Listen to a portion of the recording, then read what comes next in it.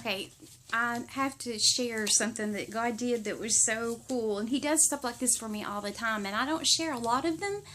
Um, with people personally, I do. But, like, as far as giving God glory on a grand scale, sometimes I think if I shared every single one of them, that it would make me look bad. And I don't want to let my own pride get in the way of God getting glory. Through the years, for many years, you guys, a lot of you know, I've had multiple chronic illnesses and multiple surgeries, and I have days at a time, sometimes weeks or over a week at a time, sometimes where I can't even walk without help. And there are multiple things going on, multiple areas of the body that have been constant pain and constant illness and multiple surgeries. And because of that, even though I have a bachelor's degree and I've always been a really hard worker from the time I was like 12 even, I've not been able to work full time in many years. And many of you who know me have only known me in that season. And it's been a long season. And many of you have wondered why I'm not back to work full time yet, or why I'm not making things better for myself without knowing all I have done and all I do to try to make things better, but I can't make myself well, and I've done everything I can with that. Diet, exercise, I change what I eat. I've rested, been anointed with oil so many times, pray, fast, anything, but it's just not been time yet. And God has let me know that there's an appointed time for my healing, and that it will be so the glory of the Lord will be shown. But because of that, I've been in a position where I've been helped a lot. And it's always God, but He uses so many people. And just remember that the Lord blesses people through people. And you can allow yourself to be that person who's being blessed, and also never hesitate to step out and be God's love to whoever you see to be His love to, because He uses people. But I have always been far more comfortable being the helper instead of the one being helped. And for many years of my life, until I got sick, I was more often the helper. And it's been really humbling to keep receiving and receiving and receiving. And I think I had a lot of pride, and I think that God's used these circumstances to humble me. But because of that, sometimes I don't share every wonderful thing God does for me, because I feel like a lot of people are probably thinking I think I'm entitled to help, and I don't at all, not at all. But I'm going to quit being sad. That's my whole point. I sometimes let my disappointment in my ability to take care of myself financially, constantly and consistently, I sometimes let that take away from the joy of these beautiful things God does for me, and I'm not going to let that happen this time. I'm not going to. That's putting the focus on me instead of on God. And I'm determined this time to give God the glory no matter how it makes me look.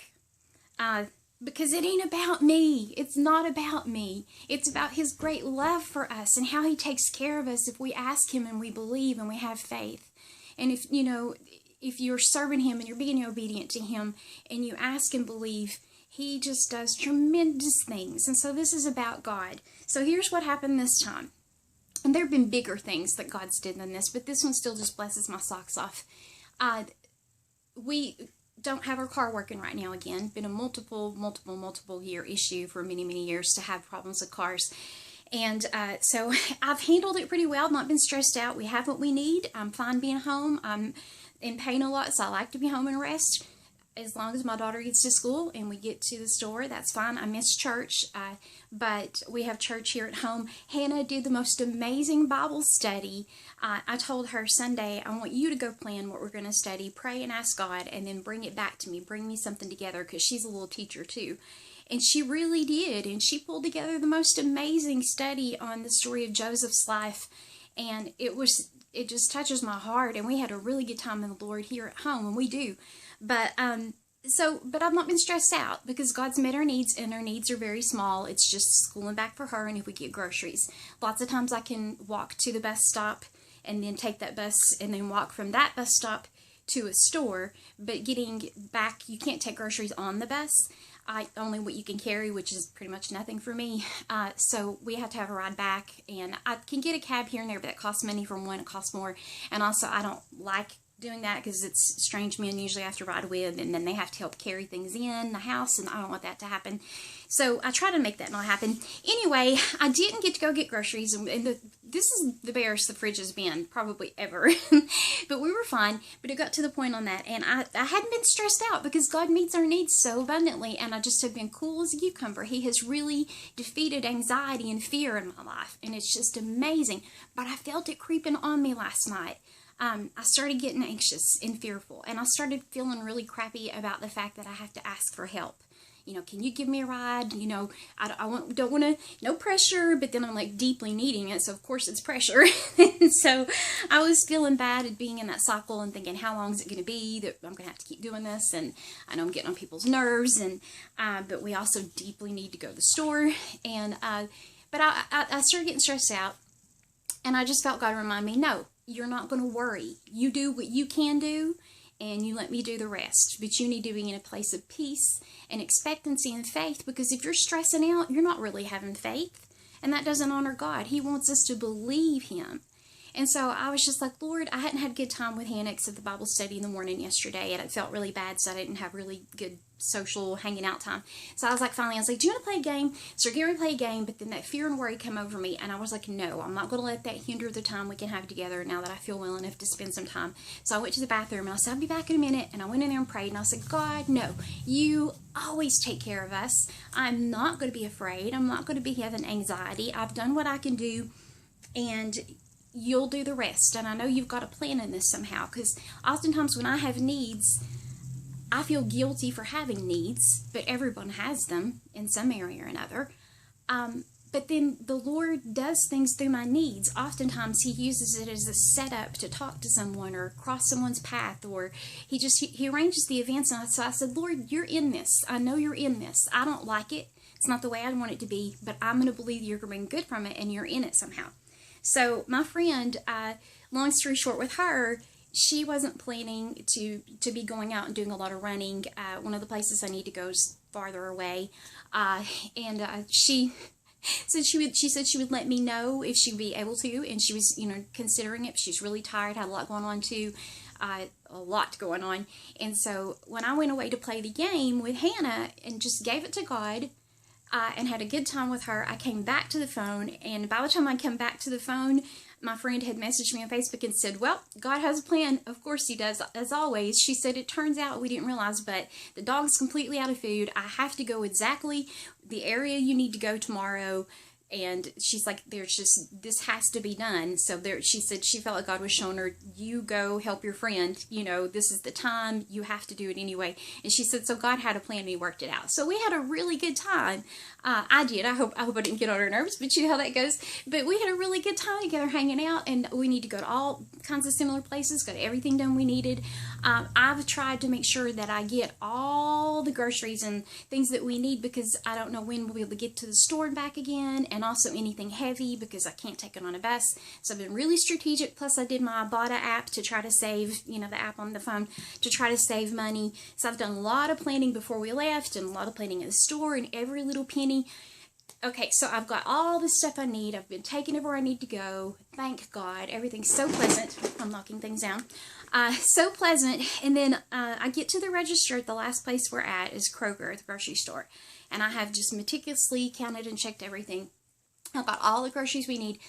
And then, but I was going to check out, and I was out of money. My card was completely out of money. And there's no reason it should be. I knew we'd be low, but not out. I didn't have enough to even cover it. So thankfully, I dug through my purse, and I found some money I had stashed back, and I had just got from my debit card. So it ended up being just about to the penny enough to pay. But I stood there in line searching with people waiting, and just embarrassed and not know if I'm going to put stuff back. And my friend was waiting in the car, and just the final trip of our day today, which has been a long day. And but we got out finally. It was very humiliating, very stressful. But I'm thinking to myself, how? and don't think we're not okay in groceries. You could come eat at our house. We have tons of groceries. I have got us, the only thing we'll be running out of anytime soon will be like bottled water and milk, things like that you run out of after a while. But everything else, we could be good for weeks. We're good. But I'm out of money and I have bills and we're going to need toilet paper and, things are going to come up. And so I'm going to the car thinking I wanted to feel good about today because God was in it. And I started feeling really bad and embarrassed and, and fearful about what are we going to do for the next thing we need. We're literally out of money. And so my friend had to wait longer for me out in her car. And so I told her, and I'm like, I'm so sorry you had to wait. I actually ran out of money. It was humiliating. And I was standing there. I'm sorry I made you wait longer. And I was just kind of venting it out. I was like, but you know what? I'm going to trust God with this. He's got a plan. We have everything we need right now. I'm not going to let my joy over how he provided rides and everything that we've got stocked up at home now. I'm not going to let that joy be dampened by the fact that we're literally out of money.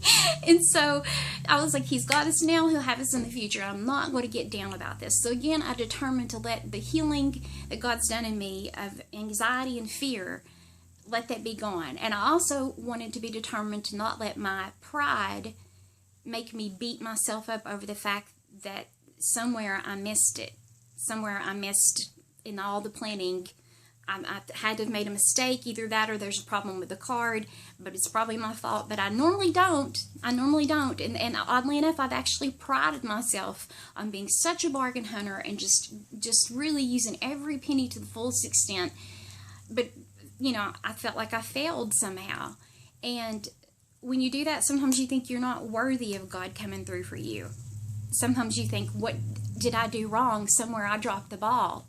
And you'll think, as long as you're planning and budgeting and doing everything right, sometimes you tell yourself that that's the reason you're okay. But I clearly did something wrong. I don't know what I did. I'm sorry, but I'm not going to let myself get in the way of God getting glory, because guess what happened? She said that she had helped someone this week at her church, and for some reason they surprised her. She volunteers a lot. They surprised her with something, and she had thought about giving it to me earlier today, but she's like, no, she's fine. She seems like she's okay. I'm going to hold on to that for emergency for us, because we have some needs, lots of needs right now too. So when she said, I'd already thought it earlier and almost wanted to give it to you, but I'm giving it to you now. And I'm like, oh, don't do that. Don't give me stuff. And I was so embarrassed, thinking I didn't tell my needs so that she would feel, like helping me. That's, and I think she knows that. She's known me for a long time. But then I'm going, oh gosh, here I'm in a position again. I'm in a position again where somebody's helping me. This stinks. I don't want to have to be helped, And she hands me a $50 Visa card that she didn't know was coming to her. It was not something she expected and was counting on, and God had already been nudging her to give it to me, and so she knew, and she handed it to me. So we did get everything we needed in abundance, and we're not empty now, and God supplied again. And my first thought, was no, please don't, and I don't want that, and don't you do it. But it's funny, a few years ago, God told me that when I pray for help, I don't get to tell him how he helps me. I have to accept it. And that has been humbling. And you'd think I'd be over it by now. God has blessed me in so many ways. And I sometimes feel like, too, I don't want to tell you guys how God blesses me, because I feel like some of you are probably like, well, how come he's not doing that for me? And boy, she just expects God to come through for her. How come she's not doing it herself?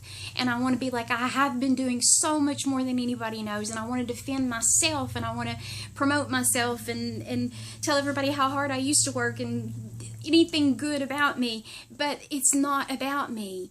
And so I'm not going to neglect to tell you how God provided for me, whether I deserved it or not, whether I earned it or not, and I want to earn it. But maybe this is like a picture of like God's grace and love and salvation. Maybe this even that I'm doing now to tell you, because I really felt led to share this. Maybe it's beyond just us having him meet our financial needs. Maybe someone needs to hear this to know you don't have to earn God's love. You don't have to earn his blessings. If you dropped the ball somewhere, I might have financially, I don't know how that happened. I'll call the card and find out later. It doesn't matter. Just call out to God and tell him, I dropped the ball somewhere, God. I don't know what I did wrong. Or if you even did something wrong on purpose, like, you know what? I haven't, I don't think, ever. But even if I did go out and spend what little bit of money we had and was just like, woohoo, I'm going to just spend this all at Chick-fil-A and I'm going to buy me some more clothes and, let's go to the movies. And, well, we haven't been to the movies in a year. So, but you know what I mean? Like, just like I could, even if I just spent that little bit we have and blew it and messed up somehow, it's not a wise thing to do. I don't advise it at all. But do you know that I believe God would take care of us? I believe he would come through if we were like repentant and sorry and learning our lesson. If you make mistakes, even if you've done wrong on purpose, but you're sorry, that's all you do. You just tell God you're sorry. You be genuinely sorry. You turn away from the wrong you've done and you let him forgive you and let him love you. And guess what? You're just as worthy in his eyes for blessings as someone who's been serving him 30 years. That's just the unexplainable grace of God. And so, it says in the Bible, let me get it right. I must decrease so he can increase. And so I started my life, although in humble circumstances, with a lot of gifts and talents, and I've worked really hard, and I've got awards and and Dean's List and bachelor's degree. I've done a lot of good, and I started out with all these accolades, and I was prideful. I was proud of myself, and it's okay to be proud of those things, but I think I had too much pride, and all the years of suffering and pain and sickness and a lot of crisis and trauma, bit by bit, they've been changing me and humbling me, so that I'll know that when I'm healed again, I don't take credit. I can't take credit, because you know what? My very health will come from God. I don't even get credit for that. When I get, it says in Deuteronomy, I think it's Deuteronomy 8, somewhere in the chapter, it's God who gives thee the power to make wealth.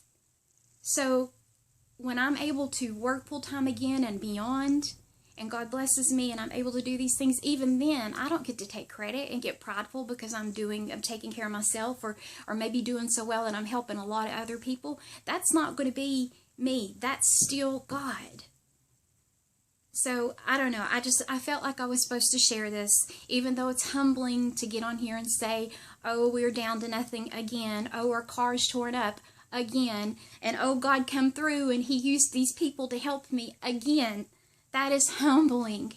But you know what? That's how many times and how many ways that he loves us, he forgives us, he blesses us, whether it's something you've done on purpose or it's something you can help or not help. And just for the record too, I have to say this. Some people who even have done bad things that we could say, oh, they brought this on themselves, poverty or bad circumstances. Even if they did, you don't know what hurt and trauma they may have experienced, what their family life was like. You don't know what may have brought them to a place where they would make the kind of decisions that did put them in a bad situation. Just be thankful to God that you're in a state of mind and state of health and had a background or whatever to make you be in a position where you have the strength to work full time, to make good decisions, and don't let yourself get in a position where you're so prideful that it takes hard circumstances to humble you before you'll understand other people and show them God's love. And we don't get to decide who's worthy of God's love and blessings. We don't get to do that. And I hope I remember that when I'm better. I hope I'm not judgy. I hope I'm not haughty and arrogant. I hope any of that is gone. I hope it's finally gone. I hope I don't have to suffer and suffer and suffer more for it to be gone, because it's not about me. It is all about him. And yes, it's embarrassing to still be in this position, but if it gives him glory, then this is where I'm at. And let me tell you, he takes care of me. He takes care of me beautifully, wonderfully, exceedingly abundantly above. And if that's what he wants to keep doing, instead of letting me help take care of myself, then I'm not going to keep quiet about it. I'm going to give him the glory. So I hope that's a blessing to somebody.